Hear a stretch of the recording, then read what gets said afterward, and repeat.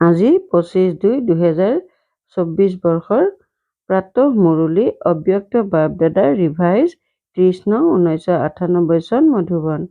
আজি বাবাই কৈছে সৰ্বপ্ৰাপ্তিৰ স্মৃতি জাগ্ৰত কৰি অবিচলিত স্থিতিৰ অনুভৱ কৰা আৰু জীৱনমুক্ত হোৱা। আজি ভাগ্য বিধাতা পিতাই নিজৰ বিশ্বত সৰ্বশ্ৰেষ্ঠ ভাগ্যৱান সন্তানসকলক চাই আছে হওক। প্ৰত্যেক সন্তানৰ ভাগ্যৰ মহিমা স্বয়ং ভগৱানে গাই আছে। পিতাৰ মহিমাটো আত্মাসকলেই গাই আছে, কিন্তু তোমালোক সন্তানসকলৰ মহিমা স্বয়ং পিতাই কৰে। এনেকৈ কেতিয়াবা সপোনতো ভাবিছিলানে যে আমাৰ ইমান শ্ৰেষ্ঠ ভাগ্য গঢ়ি থোৱা আছে? কিন্তু গঢ়ি থোৱা আছিল, গঢ় লৈ উঠিল। জগতৰ লোকে কয় ভগৱানে আমাক ৰচনা কৰিলে, কিন্তু ভগৱানক নাজানে, ৰচনাক নাজানে। তোমালোক প্ৰতিগৰাকী ভাগ্যৱান সন্তানে অনুভৱ আৰু নিচাৰে পৰিচয় দিয়া যে আমি শিৱবংশী, ব্ৰহ্মা কুমাৰ, ব্ৰহ্মা কুমাৰী। আমি জানো যে আমাক বাপদাদাই কেনেকৈ ৰচনা কৰিলে। সৰু ল'ৰা ছোৱালী হওক, বয়সস্থ পাণ্ডৱেই হওক বা শক্তিয়েই হওক, যাকেই সোধা যে আপোনাৰ পিতা কোন, তেতিয়া কি বুলি ক'ব? গৌৰৱেৰে ক'ব নহয় যে মোক শিৱ পিতা ব্ৰহ্মাৰ দ্বাৰা ৰচনা কৰিলে। গতিকে মই ভগৱানৰ সন্তান। ভগৱানৰ সৈতে পোনপটীয়াকৈ মিলন উদযাপন কৰোঁ। পৰম আত্মা বা ভগৱান আমাৰ কেৱল পিতাই নহয়, কিন্তু তেওঁ পিতাও হয়, শিক্ষকো হয় আৰু সদ্গুৰুও হয়। সকলোৰে এইটো নিচা আছেনে? হাত চাপৰি বজালে। এখন হাতৰ তালি বজাবা। এতিয়া এইটো ব্যায়াম বয়োজ্যেষ্ঠসকলক শিকাব লাগে। সন্তানসকল দেখি বাপদাদাও আনন্দিত বোলে আৰু সদায় কয়, বাহ মোৰ শ্ৰেষ্ঠ ভাগ্যৱান আত্মাসকল। পিতাৰ ৰূপত পৰমাত্মা প্ৰতিপালন অনুভৱ কৰি আছা। এই পৰমাত্মা প্ৰতিপালন সমগ্ৰ কল্পত কেৱল তোমালোক সন্তানসকলেহে প্ৰাপ্ত কৰা। যি পৰমাত্মা প্ৰতিপালনত আত্মাই সৰ্বপ্ৰাপ্তিৰ অনুভৱ কৰে। পৰমাত্মা প্ৰেমে সৰ্ব সম্বন্ধৰ অনুভৱ কৰায়। পৰমাত্মা প্ৰেমে নিজৰ দেহবোধকো পাহৰাই দিয়ে, লগতে অনেক স্বাৰ্থ জড়িত প্ৰেমকো পাহৰাই দিয়ে। এনে পৰমাত্মা প্ৰেম পৰমাত্মা প্ৰতিপালনেৰে পালিত হোৱা ভাগ্যৱান আত্মা হোৱা। কিমান তোমালোক আত্মাসকলৰ ভাগ্য যে স্বয়ং পিতাই নিজৰ দেশ বতন এৰি তোমালোক ঈশ্বৰীয় বিদ্যাৰ্থীসকলক পঢ়াবলৈ আহে। এনেকুৱা কোনো শিক্ষক দেখিছানে যিয়ে সদায় ৰাতিপুৱাই দূৰণিৰ দেশৰ পৰা পঢ়াবলৈ আহে? এনেকুৱা শিক্ষক কেতিয়াবা দেখিছানে? কিন্তু তোমালোক সন্তানসকলৰ বাবে সদায় পিতা শিক্ষক হৈ তোমালোকৰ ওচৰত পঢ়াবলৈ আহে। আৰু কিমান সহজকৈ পঢ়ায়। দুটা শব্দৰ পাঠ, তোমালোক আৰু পিতা। এই দুটি শব্দতে পৰিক্ৰমা বুলি কোৱা, ড্ৰামা বুলি কোৱা, কল্পবৃক্ষ বুলি কোৱা সমুদ্ৰ জ্ঞান সমাহিত হৈ আছে। অন্য পঢ়াতো কিমান মগজত বোজাৰ সৃষ্টি হয় আৰু পিতাই যি পঢ়ায় তাত মগজ পাতল হৈ যায়। পাতল হোৱাৰ চিন হ'ল ওপৰত উৰা। পাতল বস্তু স্বতঃ উচ্চত থাকে। গতিকে এই পঢ়াৰ দ্বাৰা মন বুদ্ধিয়ে উৰন্ত কলাৰ অনুভৱ কৰে। মগজ পাতল হৈ গ'ল নহয়, তিনিও লোকৰ জ্ঞান প্ৰাপ্ত হৈ যায়। গতিকে এনে পাঠ সমগ্ৰ কল্পত আন কোনেও পঢ়া নাই। কোনোবাই এনেকুৱা পঢ়াওঁতা পাইছানে? গতিকে ভাগ্যৰ কথা নহয়, সদ্গুৰুৰ দ্বাৰা শ্ৰীমত এনেকৈ প্ৰাপ্ত হয় যে চিৰদিনৰ বাবে কি কৰোঁ, কেনেকৈ চলোঁ, এনেকুৱা কৰোঁ নে নকৰোঁ, কি হ'ব? এই সকলো প্ৰশ্ন সমাপ্ত হৈ যাব।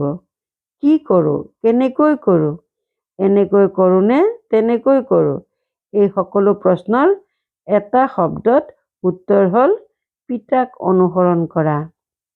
নিৰাকাৰী স্থিতিত অশৰীৰ হোৱাত শিৱ পিতাক অনুসৰণ কৰা। দুয়ো পিতা আৰু দাদাক অনুসৰণ কৰা অৰ্থাৎ প্ৰশ্নবোধক চিন সমাপ্ত হোৱা তথা শ্ৰীমতত চলা। এয়া কঠিন নেকি? সোধাৰ আৱশ্যকতা আছে নেকি? নকল কৰা, নিজৰ মগজ লগাব নালাগে। পিতাৰ সমান হোৱা অৰ্থাৎ পিতাক অনুসৰণ কৰা কঠিন নে সহজ? সহজ হয় নহয়? 30 বছৰৰ সকলে হাত উঠাবা আৰু 30 বছৰৰ কঠিন লাগিলে নে সহজ লাগিলে?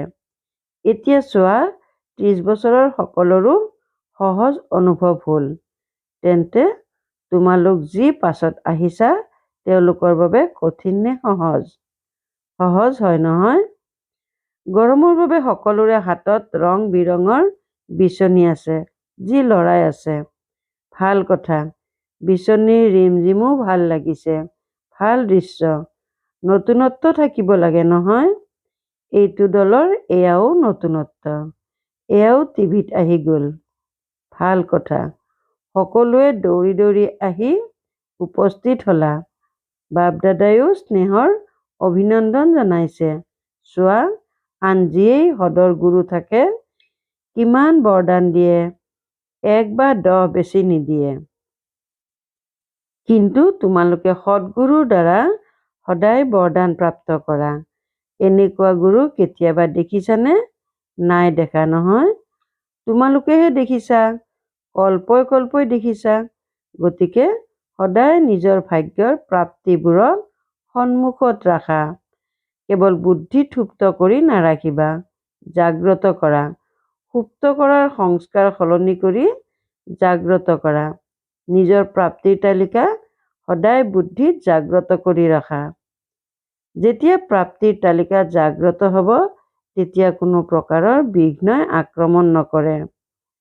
যেন সুপ্ত হৈ যাব আৰু প্ৰাপ্তি জাগ্ৰত হৈ যাব। বাপ দাদাই যেতিয়া সদায় শুনে যে কিবা কাৰণত কোনো সন্তানে পৰিশ্ৰম কৰে, যুদ্ধ কৰে, যোগ লগাব খোজে, কিন্তু নালাগে, আত্মা অভিমানৰ পৰিৱৰ্তে দেহ অভিমানত আহি যায়, তেতিয়া বাপ দাদাৰ ভাল নালাগে। কাৰণ কি?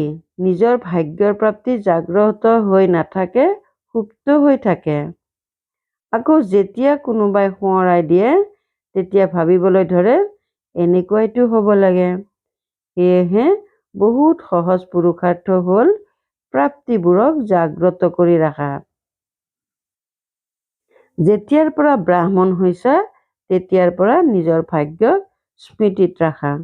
অস্থিৰ নহবা, অচল হোৱা, কিয়নো ইয়াত আবুত স্মাৰক কি আছে? আচল ঘৰ নে অস্থিৰ ঘৰ আছে? অচল ঘৰ আছে নহয়?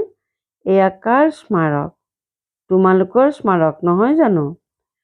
গতিকে যেতিয়াই কোনো সূক্ষ্ম পুৰুষাৰ্থৰ পথ কঠিন অনুভৱ হয়, বুদ্ধি বেছি অস্থিৰ হৈ পৰে, তেতিয়া নিজৰ স্মাৰক স্মৃতিলৈ আনিবা।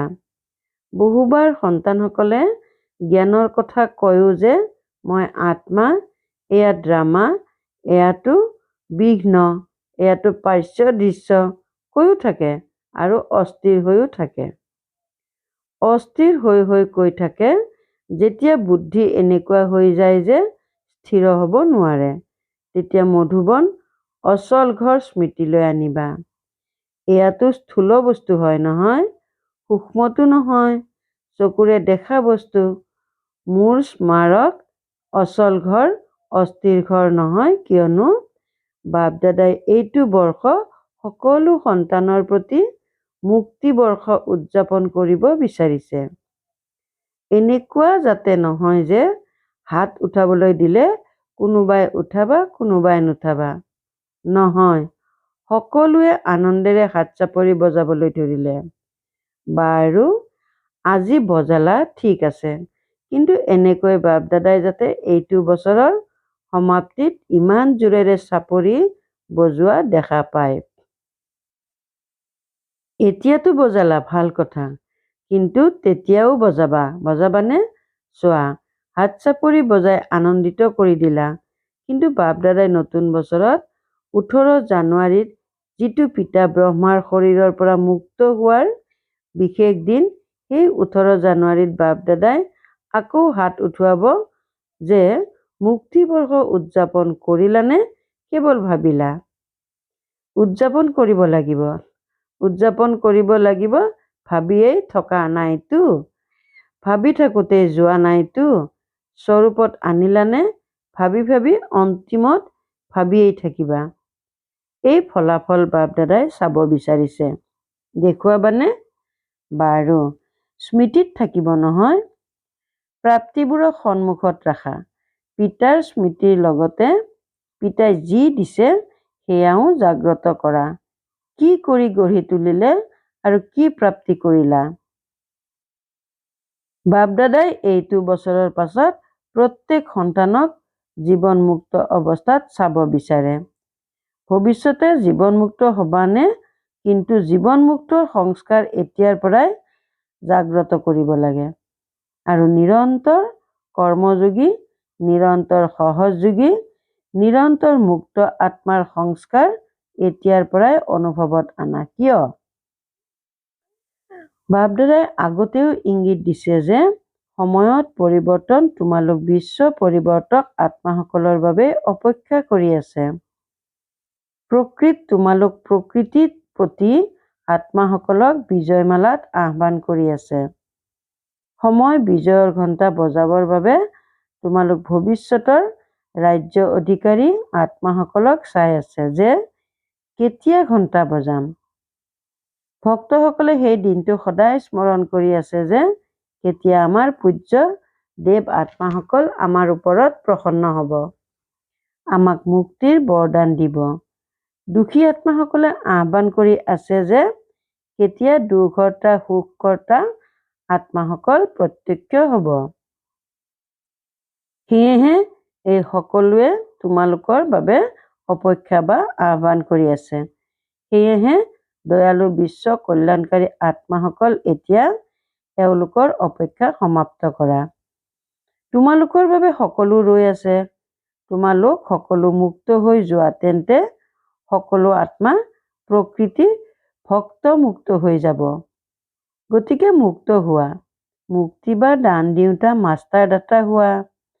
এতিয়া বিশ্ব পৰিৱৰ্তনৰ দায়িত্বৰ মুকুট পিন্ধোতা হোৱা, দায়িত্বশীল হোৱা নহয়, পিতাৰ সহায়কাৰী হোৱা নহয়। তোমালোকৰ জানো দয়া নাজাগে?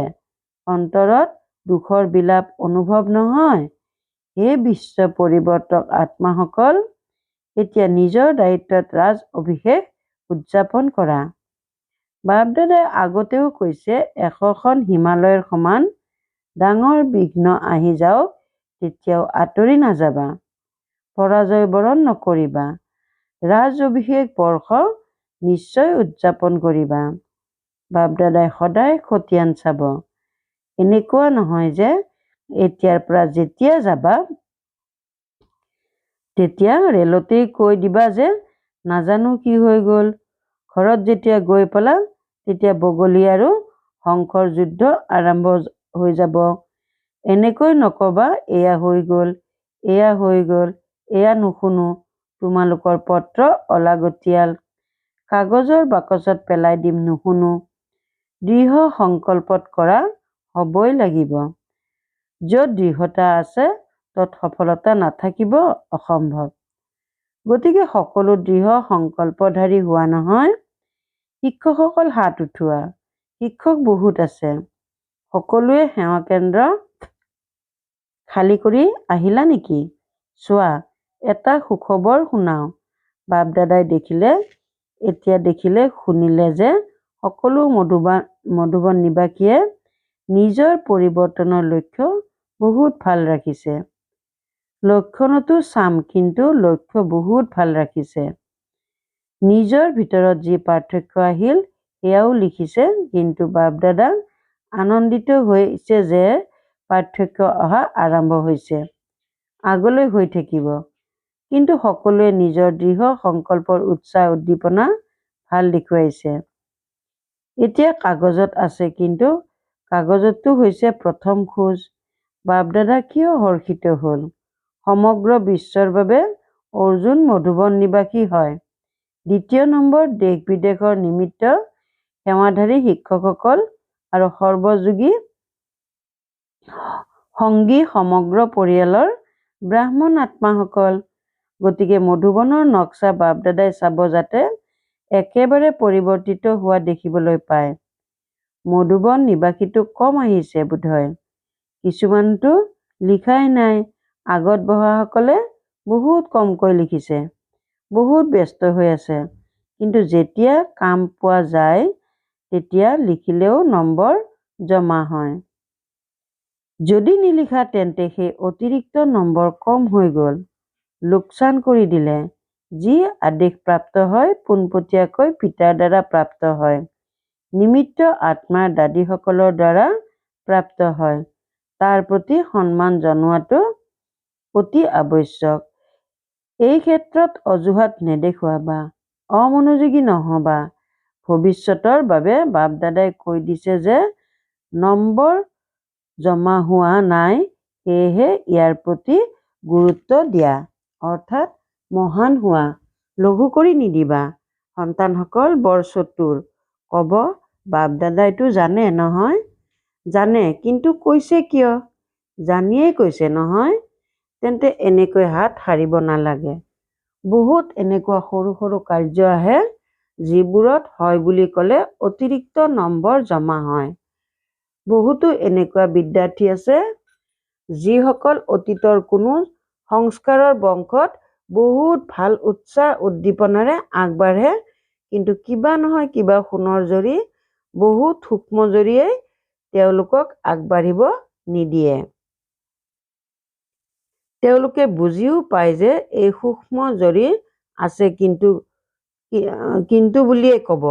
কিন্তু এনেকুৱাও পুৰুষাৰ্থী আছে যিসকলে সৰু সৰু কথাটো হয় বুলি কৈ নম্বৰ লয়, আৰু হ'ব পাৰে যে সেই অলপ অলপ নম্বৰ একেলগ কৰি তেওঁলোক আগবাঢ়ি যাব পাৰে।